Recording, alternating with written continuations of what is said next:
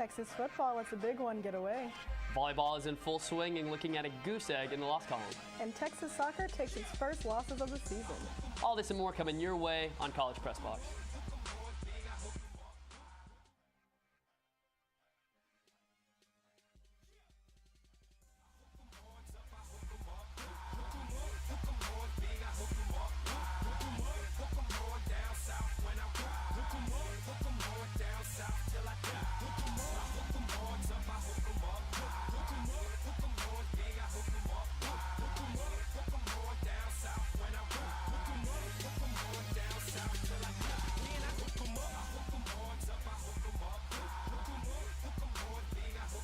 Hello and welcome to College Press Box. I'm your host, Camille Brooks, and joining me this evening is Reese Miller. Reese, how's your weekend? It was a tough one. It was a tough Saturday night being there on hand to witness the madness, but awesome day yesterday and glad to be here with you today. Awesome. So you had a chance to go to that game this weekend in Dallas. I did. What a heartbreaker, huh? Absolutely. I think it was really interesting to watch how the mentality of this team changed after the horrible loss at home to BYU and really how they fought back, and I think there's a lot of positives to take away from this past weekend. Well, let's go ahead and take a trip to AT&T Stadium to see how it all went down. Pat Moore leading the Texas Longhorns out on the field, taking on number 12 UCLA Bruins. Start of the second quarter here, Texas down 3-0. Malcolm Brown pounding away on the ground game, 22 yards up the middle. Texas would tie it at 3 on that drive. Later in the second quarter here, 4th down and 8. Tyrone Swoops rolling out, looking for somebody. Who's he got? His man, John Harris, down the field. That's a first down for Texas right there. 2 plays later, Tyrone Swoops. There it is, MJ McFarland, touchdown. Texas goes up 10-3 in this one. Charlie Strong and Pat Moore heading into halftime now. Try to make the proper adjustments to beat the Bruins. We'll head to early third quarter. Jerry Neuheisel, the backup quarterback, passes it to Nate Aisi. It's a touchdown for the Bruins. This one's tied all at 10. Mid-fourth quarter now, Texas down 3, UCLA up 13-10. Jonathan Gray breaks it outside, and he's rumbling all the way down to the 10-yard line. Texas trying to put on a comeback. 3 plays later, Tyrone Swoops trying to lead the Horns down the field. He's got John Harris once again. Texas goes up 17-3 with just over 5 minutes left in this one. John Harris comes over. He's going to put up the gun show. He's ready to go. Texas trying to hold on. Now, Will Russ punt with under 4 minutes to go. He's going to punt it to Ishmael Adams. He's going to return it 45 yards all the way down to the UT 33-yard line, setting up what would be the heartbreaker. Jerry Neuheisel. Pass it to Jordan Payton, 33 yards down the sideline. That would do it. Touchdown UCLA. The Bruins go on to win this one 20-17 at Jerry World. Joining us now. So, Reese, you were actually able to go to the game in Arlington. Absolutely, I did. Let's take a look at what you saw during your trip to Jerry World. Texas took the number 12 team in the country, the UCLA Bruins, down to the wire. While the Longhorns showed improvement, they weren't able to make enough plays down the stretch, resulting in a tough loss. I was just like, listen, I take all of them the same. I don't like losing at all. You know, we had the capability to win it, and I think we knew that the whole time. We played hard. I guess we just didn't catch a break this time. It's just hard right now, and it's tough in that locker room because I just know that they just laid it out there and they gave it everything they had. After surrendering 41 points at home last week to BYU, the Texas defense held strong late into the fourth quarter tonight after giving a touchdown in the opening minutes of the third. Late in the fourth quarter, the Texas defense even produced a fumble. However, with 3 minutes left to go, a Jerry Neuheisel 33-yard touchdown pass to Jordan Payton in this spot in the end zone right here sealed the game for the Bruins. This Texas defense, however, finds positivity and growth coming from this game heading into conference play for the rest of the season. I can definitely see growth. We just got to keep going. We're nowhere close to where we need to be right now, and we're nowhere close where we're going to be. You look at this team, we can improve. We just got to get better on defense. It's all about stopping the run and not giving up the big play. Texas may not have been able to hold on to a victory at AT&T Stadium, but the Longhorns come away with confidence going into conference play. You know, obviously we lost the last 2 games, but I feel like we've been making improvements, and we're looking going into conference that we need to build our confidence back up. We need to get in there and fix our mistakes and start looking at our next team. We just got to pick ourselves back up, and you guys got to know how to handle adversity. And there's going to be some tough losses, so we'll just see what type of team we are and how we bounce back. Texas will have an off week before traveling to Lawrence, Kansas to take on the Jayhawks. Reese Miller, College Press Box. Joining us in the studio now is Jeff Barker. Jeff, how are you doing? Hello, Camille and Reese. Doing excellent tonight, except for still kind of recovering from Saturday's loss. Definitely a heartbreaker out there in Dallas. I understand. So let's get right to it. Swoops was in much better form this week. 24 for 34, 196 yards, 2 touchdowns. Very solid. How do you feel about Swoops leading this team for the rest of the season? Are you confident that he can play this consistently? Yeah, I mean, I'm really confident in Swoops. He looks more and more comfortable out there with each snap that he takes, each pass that he makes out there. You know, the issue with Swoops has always been whether or not he can throw the ball. And I think in these last 2 games, he's proven that he's a lot better passer than we thought, and actually maybe not as good of a runner as we thought. And, you know, the only negative thing I really saw in his performance out there was the ineffectiveness on 3rd down in the second half, a lot of which probably wasn't his fault, but the Texas offense only converting 1 of 7 3rd down opportunities out there. I mean, that's not going to get it done in a game that they definitely had a chance to go out and take from this UCLA team. But I look for, you know, Sean Watson and Joe Wickline, offensive coordinators for Texas, to open up the playbook a lot more for Swoops. You know, they have 2 weeks to prepare for Kansas, but definitely feel confident in Swoops. Yeah, it's amazing to me just how far Tyrone Swoops has come in such a short period of time. I mean, watching him last year, watching him in the spring game, this is a guy that looks absolutely lost who was a 4-star coming out of high school. But, I mean, he's come so far in such a short amount of time under the direction of Sean Watson, really taking control of that offense and really throwing balls in tight windows with conviction. I really like what I see from Tyrone Swoops. And this is a guy not only who I believe in the rest of the season, but, I mean, you look at the next couple of years, Tyrone Swoops could be the quarterback of the future for Texas. I agree, absolutely. Let's take it to the other side of the ball. Texas defense looks strong, pun intended. They gave a couple key plays near the end of the game that allowed UCLA to take the game, but they were terrible against BYU. Which of these do you think is their true form? What do you think the defense is going to look like against some tougher Big 12 opponents? You know, Camille, it's really hard to say which is more of their true form, but I don't think there's much that you can really take away defensively from this performance against UCLA. When you look at it on paper, you say, yeah, I mean, only allowed 20 points to the number 12 team in the nation. That looks pretty good. But then when you consider Brett Hundley went out in the first quarter, I think this would have been a much different game if Jerry Neuheisel wasn't in at quarterback.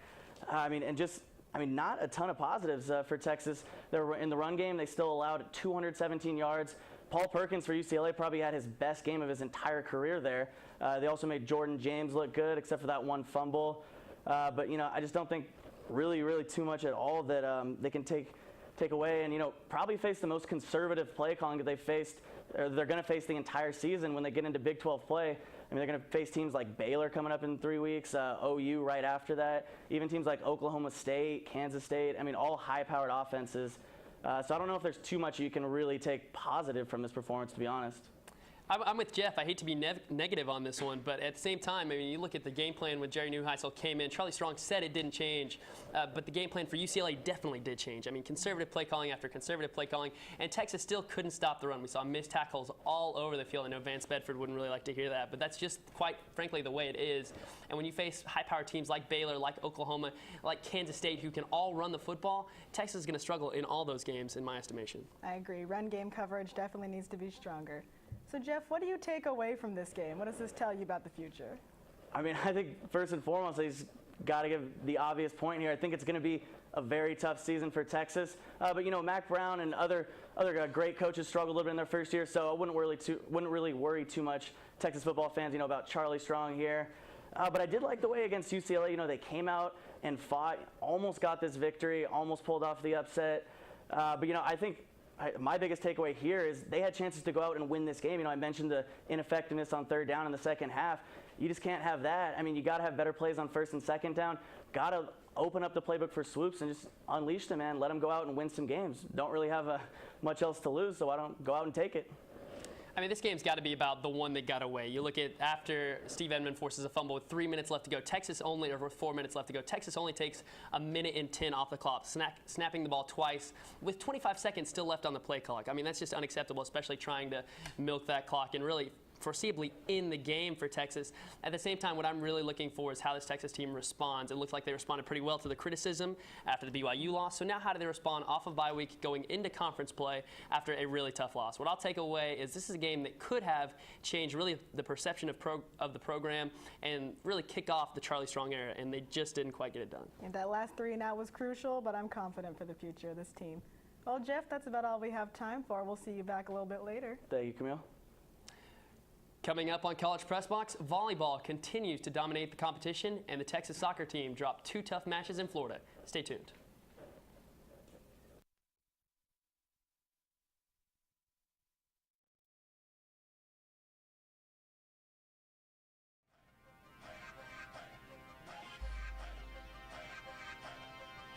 Thanks for hanging with us here. The second-ranked Texas volleyball team returned to Gregory Gym for the first time this season against the 21-ranked Arizona Wildcats. Let's see how it played out. You see the Longhorns huddling up before the match. To start off the first set, you have freshman Kat McCoy take the ball to Kat Bell for the kill. Horns up 1-0. Haley Eckerman's service ace makes it 9-6. Pilar Victoria with the well-placed tip sets up set point for the Horns. And Molly McCage will tool the block. Horns take set 1, 25-19. Starting off for set 2, the lucky service ace for Haley Eckerman makes it 4-1. Chloe Collins to Haley Eckerman, Horns up 12-9. Then you've got the easy kill for Kat Bell. Horns go up 21-15. Set 2 ends on a Wildcat service hour, and they take it 25-21. In set 3, you have Chloe Collins to Paulina Prieto Cerame, 5-2 Texas. Got Collins to Eckerman for the untouched kill. Horns go up 9-4. You have Collins to Eckerman one more time for the headshot, 16-15 Texas. And an anticlimactic end to the third. An Arizona hitting error will give Texas the point. Horns are going to take set 3 and the match, 25-20. Coach Elliott knows the team still has some work to do, but he's proud of how they're playing as a unit and how they're almost impossible to beat at home. Yeah, it's been fantastic. I mean, we've got, I think our ball control has really improved. I think we're doing a nice job with our setting, and therefore we're able to kind of move the ball around a little bit more and get swings at all pins and take advantage of some opportunities. And it's very hard to, I think, scout our team. It's hard to defend our team because you can't do any kind of blocking schemes, and it's difficult. So when we have balance like that, it puts a lot of pressure on teams. Texas volleyball makes it look easy again against Central Florida. Let's go back out to Greg to take a look. First game of 2 that Saturday against the University of Central Florida. Early on, a block by Shiaka Obogu. Texas will go up 6-4. Now Sarah Haddis gonna knock that one to the ground. Texas will win the first set 25-17. Here's Shiaka Obogu again from Chloe Collins. Bam, Texas is now tied 7-7 with UCF. Here's Nicole Dalton. She's gonna murder that one right into the ground. Texas is gonna win the second set 26-24. Now Sarah Haddis, not up in here, not in my house. Texas extends the lead 13-8. Now Paula Cerame, boom, once again, Texas will lead 18-9. Now finally, the kill by Haley Eckerman from Nicole Dalton. Texas will go on to win 25-9 and the match 3-0. It gives us confidence. I think that our mentality is still one game at a time for sure. But I think that we have things to work on. So, I mean, it's nice to have that under our belt right now, but we're still working hard. I think the best thing for us is it challenges us. We get challenged against each other a lot in practice, and just being able to play a tough team and not each other. And it shows our weaknesses and it shows what we need to work on. And I think it helps us get through the season game by game. In Texas' second game of the afternoon at Gregory Gym, the Longhorns swept Florida A&M in straight sets to finish the tournament 3-0 and improve their record on the season to 7-0. Freshman Martia Belachovic and junior Tiffany Baker made their tournament debuts in the second set. Kat McCoy and Haley Eckerman made the all-tournament team, and Amy Neal received MVP tournament honors. Let's take it over to the soccer field. Texas soccer suffered its first loss of the 2014 season against the University of Central Florida Knights. The Longhorns outshot the Knights 10-5, but UCF was more precise, sinking 2 goals to Texas none. Texas goalkeeper Abby Smith was still strong, making 6 saves. It was the rest of the defense that did not follow her lead. Texas falls 0-2. Texas soccer fell again this weekend after a dominating performance against the UCF Bulls. The Bulls outshot the Horns 21-14, although UT did have an 11-4 corner kick advantage. The match was incredibly physical. There were 20 combined fouls, 14 of them on USF, but that physicality paid off. The Bulls won the game 2-0. Don't go anywhere, folks. Jeff Barker will be back with us in studio to talk some college football.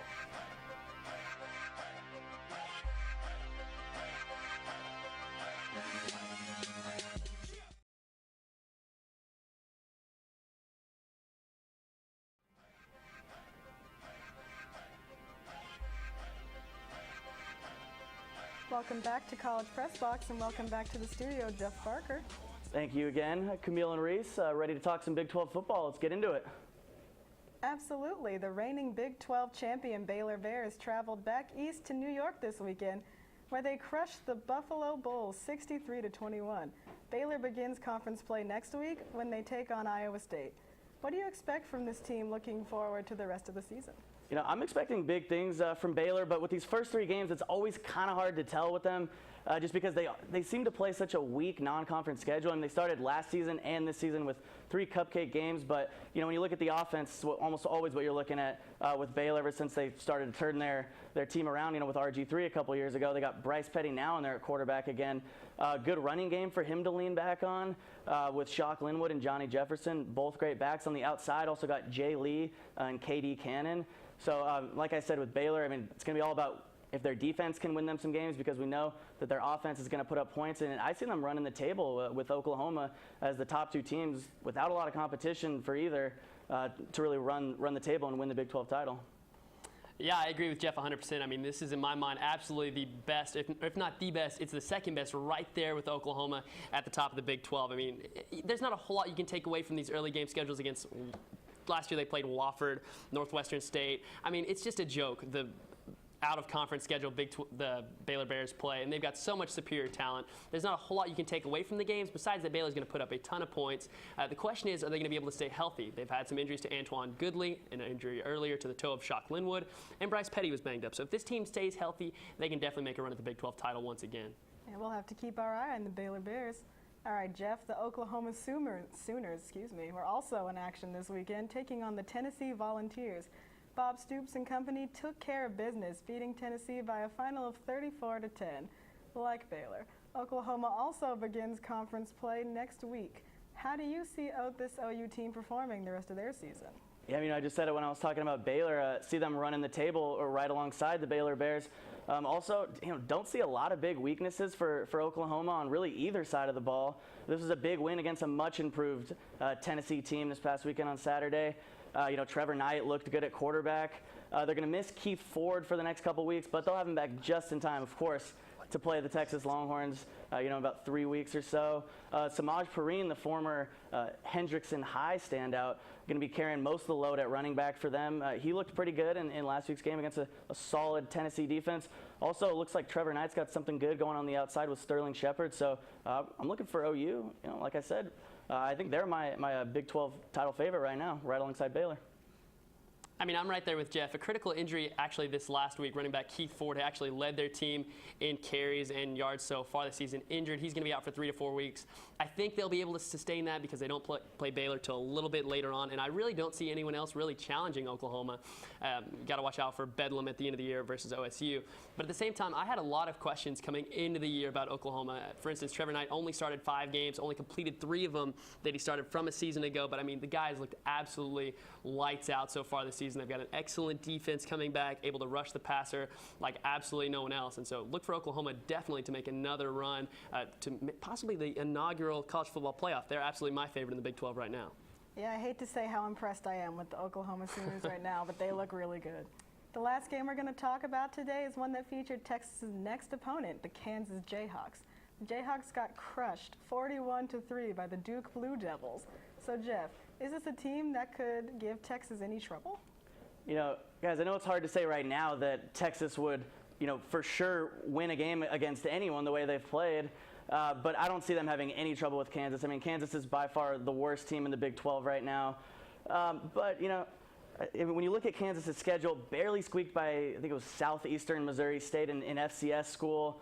And then, like we said, got crushed by a good Duke team, but still 41-3. I mean, you never want to lose that bad to anyone, especially when you're a Big 5 conference school like Kansas is. I think Texas is just going to have too many weapons and 2 weeks to prepare for the Longhorns as well. I think they'll be just fine. Yeah, I agree. I mean, not only is Kansas maybe the worst team in the Big 12, but maybe the entire Power 5 conference. That's just how bad and under-talented they are. And, I mean, you got to be concerned about if Charlie Weiss is going to have a job here in the next couple of years. This is his third year. 1 wins, then 2 wins the last couple of seasons. I don't see them getting past 3 this year. So should be an easy victory for Texas. Should be. Pump the brakes, but you hope so. It's a little harsh, but I can't say I disagree. All right, what do you think about the Texas Longhorns and their bye week? What do they need to improve on? I mean, I have 2 main things for Texas to improve on during their bye week. I think the first one I'm gonna say is gonna be on the defensive side of the ball. Nothing really fancy here. They just need to stick to the fundamentals, really, avoid giving up those big plays. Just each guy needs to worry about doing his assignment, being fundamentally sound, making good tackles. And then on the offensive side of the ball, we talked about it in the first part of the show. It's opening up that playbook for Swoops. I think the more they open it up for him, they let him throw the ball. I mean, from what we've seen so far against 2 good defenses, I think he could have some success doing it. And if he does, that'll open things up even more for Malcolm Brown and Jonathan Gray, the 2-headed monster in the Texas backfield. So, I mean, I look for them to open that playbook up a little bit more for Tyrone to have success throwing the ball and for Texas to start putting points on the board. My main concern for Texas in the bye week and what I think they really have to improve on and work towards is this offensive line, the cohesiveness. I mean, absolutely manhandled 2 weeks ago against BYU. Didn't look great in pass coverage last week, but a little bit improved. Okay in run blocking. Didn't give a whole lot of holes, especially for Jonathan Gray, who was a little tedious in the run game. But for Joe Wickline, a guy who was touted as the best offensive line coach in the country coming here to Texas from Oklahoma State, this is the biggest room that Texas really needs to improve. Give Tyrone Swoop some time and allow the running backs to really progress, because that's how Texas is going to win games later in the season. Absolutely. This is a young offensive line. They really need to hit their stride. Jeff, thank you for joining us to talk football. Thank you guys for having me. Always fun talking football with you. Coming up, we'll take a look at this week in Longhorn sports.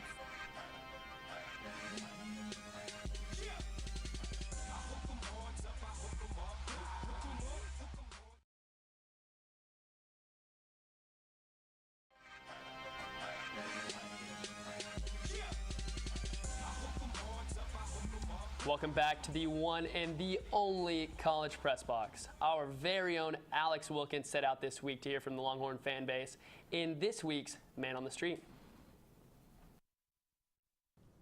Well, the Texas football team is about to get started with conference play, but before that, we went to the 40 acres to see where students stand on this team, as well as a few others. So as of Wednesday, 8 Longhorn players have been dismissed and 4 players have been suspended. What are your thoughts on these new stricter policies that Charlie Strong is enforcing? I think it's good. He talks a lot about accountability, and before I think Mac Brown was a little too lenient and just kind of like, I want to be your friend. You can be as strict as you want, and I think it's awesome, but do what you got to do to win football games. He shows that we're going to have a strong football team that also adheres to the rules, and I think that's really important. Well, given this season already, how many wins do you think Texas is going to get this season? After that BYU like domination, they just kicked our butt. But I don't know. I'd like to win the Big 12. I could see hopefully at least 7 wins. Maybe like 8 or 9. I think 2, maybe 3. I think about 4 or 5. Well, most of us wish that Texas was going to be a national championship contender this year. Who do y'all think, honestly, is the top team right now that might win the national championship? Well, I wanted to say UT before the season started. Yeah, right. Florida State, or I hate to see Alabama up there, but I think they have another really good chance. Hopefully not Florida State again. Who is your favorite former Longhorn that's now playing in the NFL? Man, I would say Vince Young, but he's not in the NFL right now. I wish Vince Young was still. I guess is he playing? Did he get like a contract or something, or is he not? He actually has a job here now, and he's working with Longhorn Network also. Well, good for him, also bad for him, but Well, Colt, of course. Colt McCoy. Do you have a favorite? Johnny Manziel. No, I'm kidding.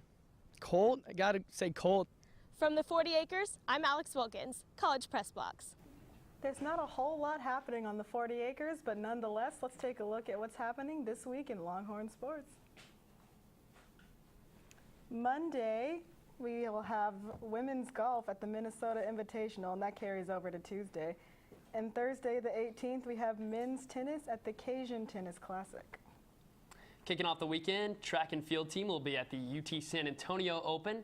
Soccer will take on UCLA. That one's on LHN. Men's tennis will be at the Cajun Tennis Classic. Men's tennis will also be at the Napa Valley Tennis Classic. And Saturday, volleyball will travel to Nebraska. That one's at 2 p.m. Men's tennis will head to the Cajun Tennis Classic. They'll continue that one. And women's tennis will be at the Napa Valley Tennis Classic. Sunday the 21st, we have soccer at Texas State. Men's tennis will continue at the Cajun Tennis Classic, and they'll also be at the Napa Valley Tennis Classic. The Texas football team has a bye week, volleyball's away, golf is away, pretty much everyone is away. So what are your plans for this weekend, Reese? Well, I guess I'm wide open then. I guess I got to figure something out because no one's here. So I guess that's to be determined. Yeah, I guess we'll find out. That's all we have time for tonight. You can follow us on Twitter at College Press Box and follow our sister show at College X Fire that airs Wednesdays at 9. Keep it good, y'all.